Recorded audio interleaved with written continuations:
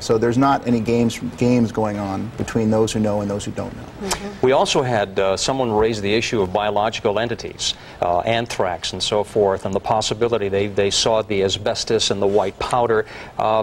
Can you address that at all? I mean, that was raised and that was quickly put down by one of our reporters out there, Paul Moniz. He said, I want to make sure that we make it very clear that there is no evidence of that right now. But what is the possibility of that? Well, I was mentioning earlier that any group that would be psychologically fit to do something like this would probably be willing to use chemical or biological terrorism.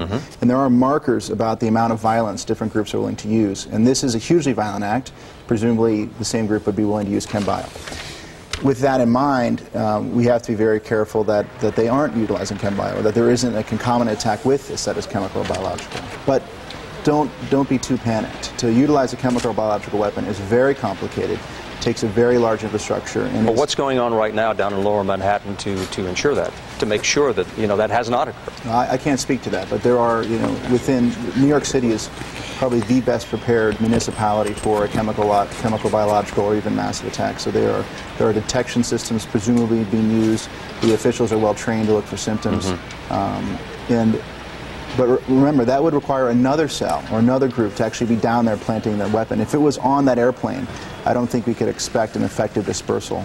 We're talking with R.P. Eddy, who worked with the Clinton administration, former National Security Council planning. There have been claims of responsibility. R.P., the Democratic Front for Liberation of Palestine, the Osama bin Laden. I mean, how do we process who says I did it, and how do we go through this time right now?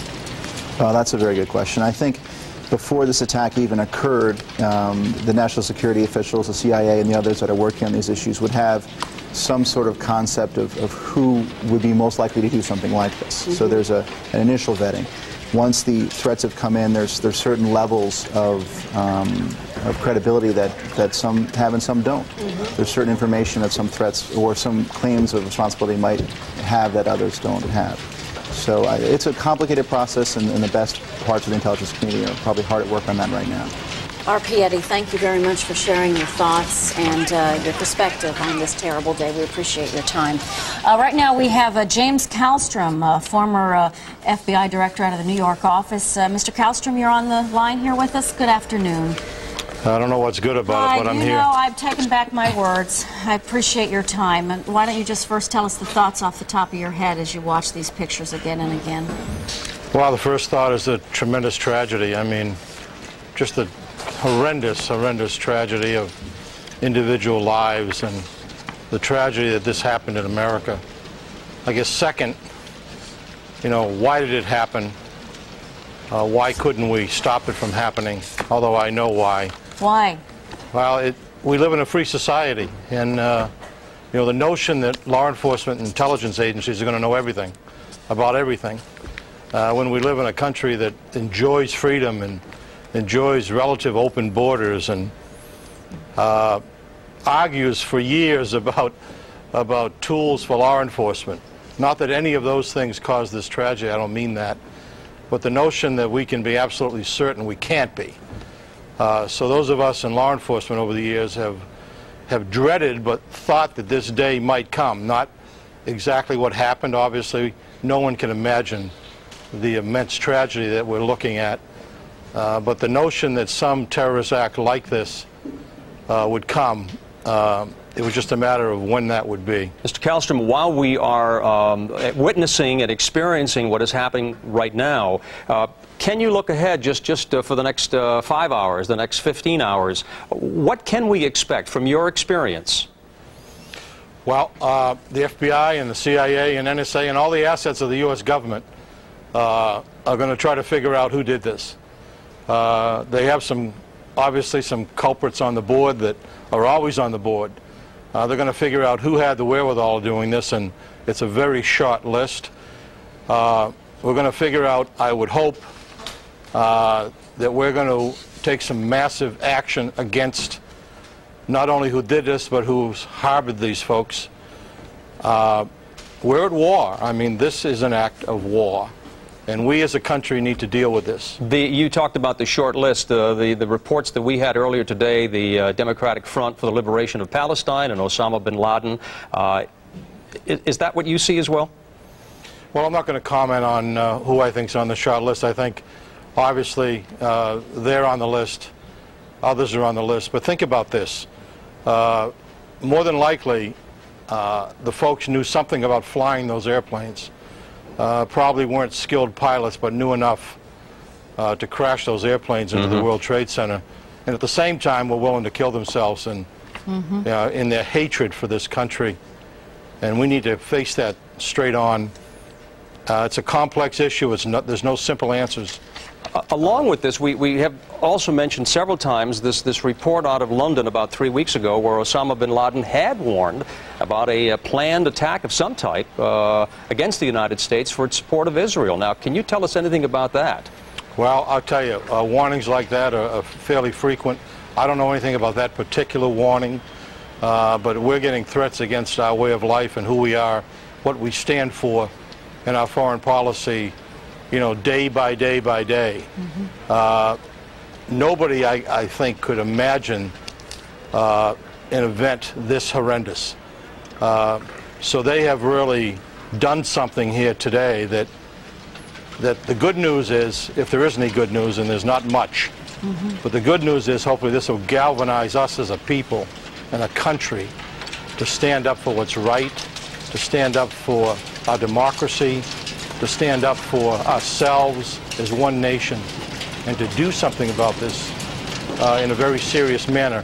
And that's what the staff of the federal government and all the support staff of the national security structure of the United States government is trying to figure out as we speak.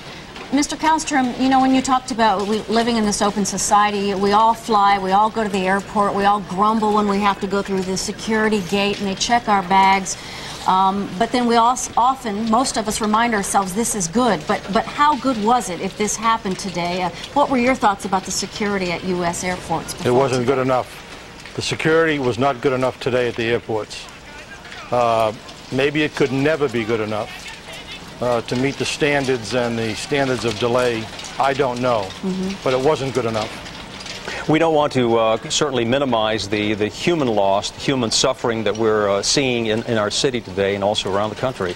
But as we look at these pictures right now, and we take a look at the chaos that looks like on camera, how do you figure out exactly what happened and where you're going from here in terms of trying to get to the people and also get to the answers that you're looking for? Well, it'll take a number of days. Obviously, the first concern now is to try to get in that building and not lose any more lives. And the rescue people, the fire and police, emergency services in New York are the best in the world. Hopefully we can still save some lives. That's the first concern. Then the forensic people will go in that building and do whatever they can do. I mean, all of us know what happened. We all saw these airplanes fly into the building. They were all planes bound for the West Coast, I believe, which means they had a lot of fuel on board. So it's pretty much, we know what happened, and the question is, who did it? Jim Kallstrom, thank you so much for your time today on this terrible day. We appreciate your time this afternoon. Jim Kallstrom, former New York office FBI director, whose face was so familiar during other tragedies in the New York area that questions of terrorism arose. We're standing by waiting for Mayor Rudy Giuliani and Governor George Pataki to hold a joint press conference. We've heard from each of them throughout the day. Still, though, the need for blood remains. Typo, exactly. We've had that information. Michael Aluna, you've been also working on the desk, updating the information that we all need. Let's go to you right now. Ernie, urgent warning. New York officials say they are dangerously close to running out of type O negative blood by late today. They say that could happen. Officials say they only have 40 pints of O negative left. O negative is the most important kind of blood because it's the universal donor. It can be used in any situation, meaning anyone can be given that type of blood. People are responding to these calls for blood. We're told that at blood donation centers around the city, people are lining up by the hundreds, and people who have O-negative type blood are being moved to the front of the line. They're also making arrangements to bring in about 400 pints of O-negative from Boston, but again, an urgent need for all types of blood. When you say around the city, Michael, where? We know stay away from downtown, but go to... I'll get you that information, but I would say if you go to your local hospital, they can take your Okay. blood. And the Red Cross would also know. Okay, that's good. Okay, if we do not have Governor Pataki and Mayor Giuliani right now, I think we're just standing by on that. We do have someone else in the studio, Jerry Hauer, former commissioner with the mayor's office, who was nice enough to come in here today and talk to us about what's going on. Bring us up to date. What do we have for information as far as what's being done right now to get to those people who need the help? Well, the city has mobilized an enormous amount of resource. The off-duty firefighters, police officers have been called back. There are hundreds of police and fire officers, firefighters coming from New Jersey, ambulances from... I understand you've been flooded with phone calls, people asking or volunteering to help. And they will continue to need resources. As the mayor said earlier, there are thousands of people injured, and he's not at this point even guessing how many people might be in the debris. What's needed right now? What type of equipment? What else is needed? At this point in time, you still have a fire burning, likely from leaking gas lines in the building that have not been turned off.